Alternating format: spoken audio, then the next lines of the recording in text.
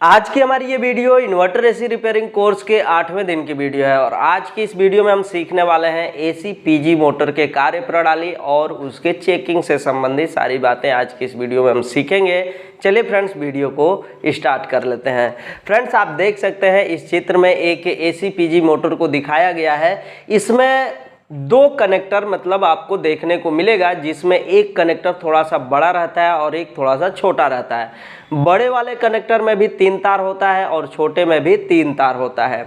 बड़े वाला कनेक्टर का जो 3 तार होता है उसमें एक तार सी, एक यस और एक आर, यानी कि कॉमन, स्टार्टिंग और रनिंग, ये 3 तार होते हैं। और जो छोटे वाले कनेक्टर में 3 तार होते हैं उसमें से एक वीसीसी होता है, एक होता है ग्राउंड और एक होता है वी आउट।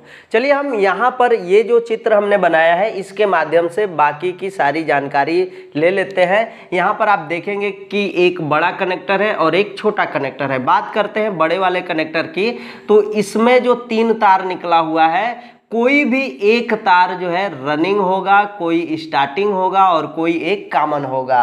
अब ये रनिंग, स्टार्टिंग, कॉमन आते कहाँ से हैं, यानी इसके मोटर के अंदर ऐसा क्या व्यवस्था किया गया होता है कि ये 3 तार जो है कि बाहर निकल के आ जाते हैं।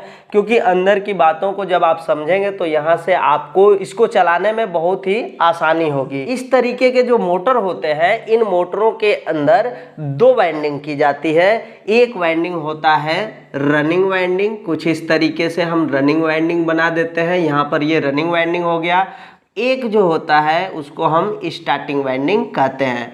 यानी कि जो भी नॉर्मल मोटर हम जो है कि अपने आसपास देखते हैं, सीलिंग पंखा हो गया या कूलर पंखे का मोटर हो गया या फिर कुछ और मोटर जो हम सामान्य रूप से जो 220 वोल्ट पर चलने वाले मोटर होते हैं, उसमें ये 2 टाइप के वाइंडिंग होते हैं। एक वाइंडिंग को कहा जाता है रनिंग वाइंडिंग और एक होता है स्टार्टिंग वाइंडिंग।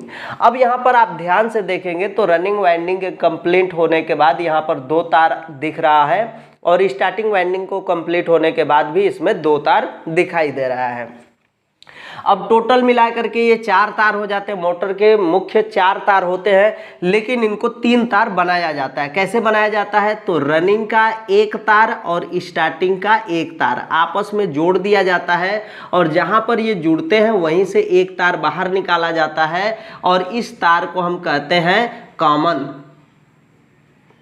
ये हो गया कॉमन तार। और उसके बाद ये जो स्टार्टिंग वाइंडिंग का जो एक सिरा बचा हुआ है इसको यस वाला तार बोलेंगे, यानी स्टार्टिंग वाला तार बोला जाएगा। और जो रनिंग वाइंडिंग का 1 तार बचा हुआ है इसको आर तार बोला जाएगा, यानी कि रनिंग वाइंडिंग का तार बोला जाएगा। और इसी तरीके से यह 3 वायर हो जाते हैं सी, एस और आर। फ्रेंड्स यहाँ पर हमें यह पता करना होता है कि इसमें सी, एस, आर कौन सा है, क्योंकि जब तक आप उसको पता नहीं करेंगे तब तक आप इसको चला करके नहीं टेस्ट कर पाएंगे। क्योंकि एसी मोटर है, हमारे पास एसी वोल्टेज मौजूद होता है। एसी वोल्टेज का मतलब अल्टरनेटिंग करंट वाला जो वोल्टेज है 220 या 230 वोल्ट हमारे आसपास मौजूद रहता है। हम इसको जो है वोल्टेज दे करके, एसी वोल्टेज दे करके आसानी से चेक कर सकते हैं। लेकिन चेक करने से पहले हमें यह पता होना चाहिए कि इसमें CSR कौन सा है।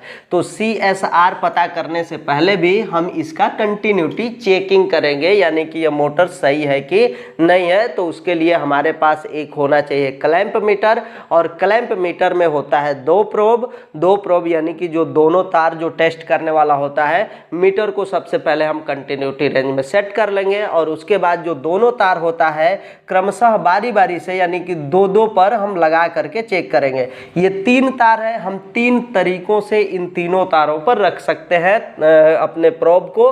और इस तरीके से 3 बार इस पर रखेंगे तो 3 अलग अलग मान आएगा। 3 बार रखने का मतलब यह है कि आप एक बार इस पर रख सकते हैं, एक बार बीच वाले और इधर पर रख सकते हैं, और एक बार नीचे और एक ऊपर वाले पर रख सकते हैं। तो इस तरीके से 3 अलग अलग मान रेजिस्टेंस का दिखाएगा, जिससे हमें यह पता चल पाएगा कि हमारा जो मोटर है सही है।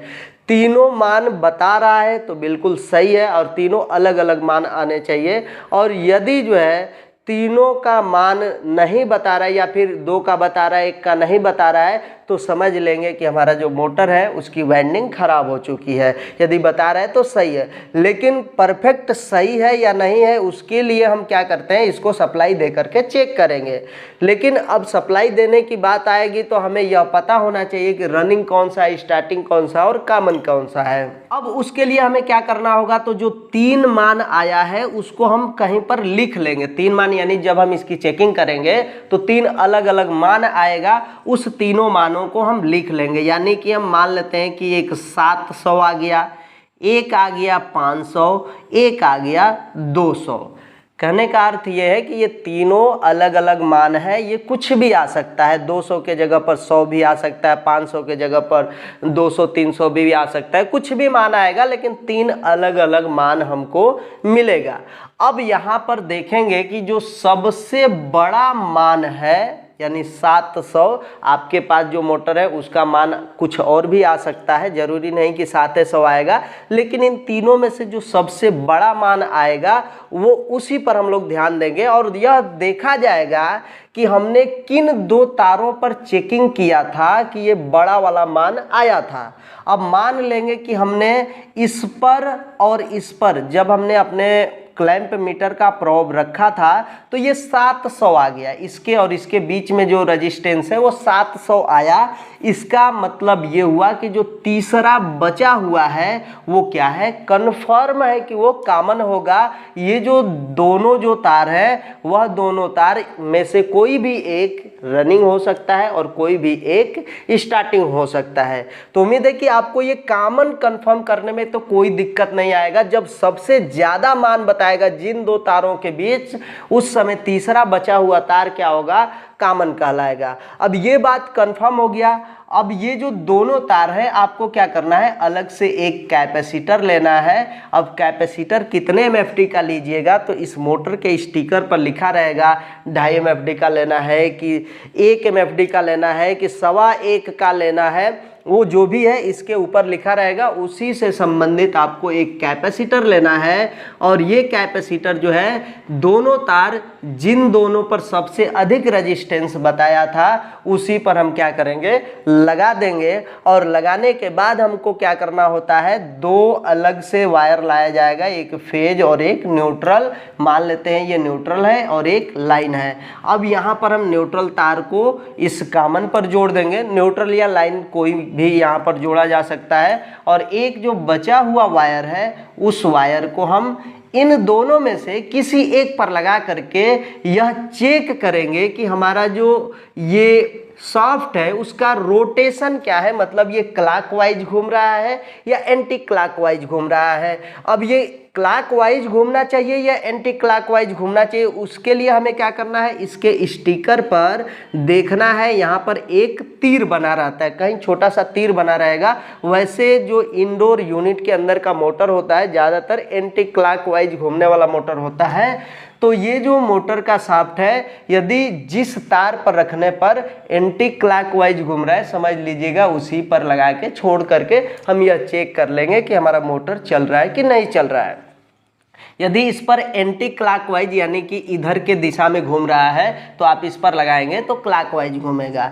तो कुल मिलाकर के जिस पर एंटी क्लॉकवाइज घूम रहा है, जिधर घूमना चाहिए उधर के तरफ यह घूम रहा है, तो समझ लीजिएगा कि वही क्या होगा, रनिंग। और जिधर क्लॉकवाइज घूम रहा है वो स्टार्टिंग। कहने का मतलब यह है कि जिधर घूमने के लिए बनाया गया है इस तार पर लगाने पर उधर ही घूम रहा है, तो समझ लीजिएगा कि वही तार जो है रनिंग होगा और जो बच जाएगा यानी कैपेसिटर पर जो तार जोड़ा गया है वो बच जाएगा, वो हमारा स्टार्टिंग होगा। तो फ्रेंड्स उम्मीद है कि आप इसको डायरेक्ट स्टार्ट करके भी चेक कर सकते हैं। अब हम बात करते हैं इन तीनों तारों की कि इस तीनों तारों को कैसे चेक किया जाएगा और ये जो तीनों तार है किस कार्य के लिए होते हैं। फ्रेंड्स, इसके पीछे के तरफ जहां पर बेयरिंग लगा रहता है उसी के जस्ट नीचे एक गोल सी पीसीबी लगी होती है और उस पीसीबी में एक छोटा सा सेंसर होता है जिसे हॉल सेंसर बोला जाता है।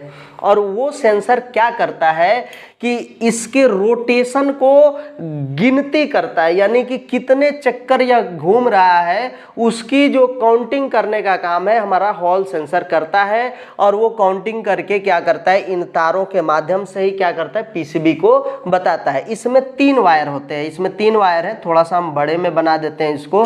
ये 3 वायर होता है, एक को कहा जाता है वीसीसी वोल्टेज कॉमन कलेक्टर बोला जाता है और इसमें 5 वोल्ट डीसी सप्लाई दिया जाता है। इसको हटा दिया जाए, यहाँ पर 5 वोल्ट डीसी सप्लाई दिया जाता है और इसमें एक होता है ग्राउंड, GND लिखा रहेगा, ग्राउंड है, यानी कि जो 5 वोल्ट का दूसरा वाला तार है इसमें जोड़ा जाएगा और 5 वोल्ट का जो मेन प्लस वाला जो तार होता है वो इसमें जोड़ा जाएगा। इससे सप्लाई क्या होता है, इसके अंदर जो पीसीबी लगा हुआ है गोल वाला जिसमें हॉल सेंसर लगा होता है, उस हॉल सेंसर में ये 5 वोल्ट जाता है और इधर से जो है कि एक ये वाला जो तार है वी आउट करके रहता है। इस तार को हम बोलते हैं वी आउट, यानी वोल्टेज यहाँ से आउट होता है और यह आउट जो वोल्टेज होगा वह भी क्या होगा, 5 वोल्ट डीसी आउट होगा। और इसके लिए यहाँ से 2 तारों पर हम चेकिंग कर सकते हैं। कहने का अर्थ यह है कि जब भी हम इसको घुमाएंगे 5 वोल्ट देने के बाद, तो इसमें क्या होता है, जो बियरिंग है, बियरिंग के जस्ट नीचे जो है एक परमानेंट मैग्नेट लगा रहता है और उस मैग्नेट में होता है नॉर्थ पोल और साउथ पोल। जब नॉर्थ पोल, उस मैग्नेट का नॉर्थ पोल इसमें लगे हॉल सेंसर के ठीक सीध में आता है तो हॉल सेंसर एक्टिव हो जाता है और ये जो 5 वोल्ट हॉल सेंसर के एक सिरे पर पहुंचा रहता है वह 5 वोल्ट जो है कि यहाँ से आउट हो जाता है। एक चक्कर हुआ, आउट हो गया। उसके बाद जो है कि जैसे ही नॉर्थ पोल हट करके साउथ पोल वहाँ पर हॉल सेंसर के पास आएगा वो डीएक्टिव हो जाएगा, यानी कि वह ऑफ हो जाएगा। यहाँ पर कोई भी वोल्टेज नहीं आएगा, यानी 0 वोल्ट आएगा।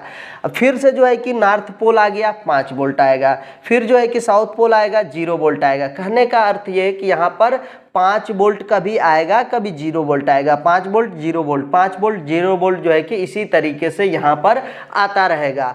और जिससे जो है कि ये जो तार होता है, जो वी आउट का तार होता है, यह जा करके पीसीबी को यह बताने का काम करता है कि हमारा जो मोटर है जिस स्पीड से चलने के लिए उसको बनाया गया या फिर जिस स्पीड से चलने के लिए उसको कमांड दिया जा रहा है उसी स्पीड में हमारा मोटर क्या हो रहा है, चल रहा है। फ्रेंड्स, इस तारों को चेक करना होगा कि कैसे, मतलब हमारा ये तार जो है सही है कि खराब है। तो इसके लिए आपको क्या करना होगा, तो यहाँ जो 5 वोल्ट डीसी सप्लाई वाला तार है और ग्राउंड वाला तार है, यहाँ पर आपको किसी माध्यम से 5 वोल्ट देना होगा। तो इसके लिए आप एक काम कर सकते हैं, आपके पास एक चार्जर, खराब वाला चार्जर होगा जिसका आगे का जो जैक होता है मोबाइल चार्जिंग वाला, उसका तार यदि आपका कटा हुआ है तो उसमें से 2 तार निकलता है, एक प्लस और एक माइनस का। उसमें से एक जो प्लस वाला तार होगा इस 5 वोल्ट वाले पर जोड़ दीजिएगा और जो माइनस वाला तार होगा हम ग्राउंड पर जोड़ देंगे। यहाँ से जब आप सप्लाई इसके अंदर देंगे और इसको हाथ से घुमाएंगे तो वही वोल्टेज, सेम वोल्टेज आप अपने मीटर से डीसी वोल्टेज यहाँ ग्राउंड और इस वी आउट पर चेक कर सकते हैं कि जो आपने दिया वो यहाँ से निकल रहा है कि नहीं। लगातार तो नहीं निकलेगा, इसको रोटेट कीजिएगा तो एक बार यहाँ पर 5 वोल्ट दिखाएगा आपके मीटर में और एक बार जो है कि 5 वोल्ट नहीं दिखाएगा। तो जिससे हमें यह पता चलेगा कि हमारा जो ये छोटा वाला कनेक्टर का जो तार है इसके अंदर लगा पीसीबी है, हॉल सेंसर वगैरह है, वो बिल्कुल सही से काम कर रहा है। तो उम्मीद है कि आपको एसी पीजी मोटर के कार्य प्रणाली और उसकी चेकिंग बेहतर तरीके से समझ में आ गई होगी। यदि आपका कोई सवाल है तो वीडियो के नीचे कमेंट बॉक्स में अपना सवाल पूछिएगा। फ्रेंड्स, हमें उम्मीद है कि आपने यदि इस वीडियो को पूरा देख लिया होगा तो वीडियो आपको पसंद जरूर आई होगी। यदि वीडियो पसंद आई है तो वीडियो को लाइक कर दीजिए। यदि आप हमारे चैनल पर पहली बार विजिट किए हैं तो हमारे चैनल को सब्सक्राइब करके बेल आइकन को प्रेस कर लीजिएगा ताकि आपको इसी तरीके से नोटिफिकेशन हमारे वीडियो का मिलता रहे। फ्रेंड्स, आज के लिए बस इतना ही। मिलते हैं नेक्स्ट वीडियो में नेक्स्ट टॉपिक के साथ। तब तक के लिए जय हिंद, वंदे मातरम।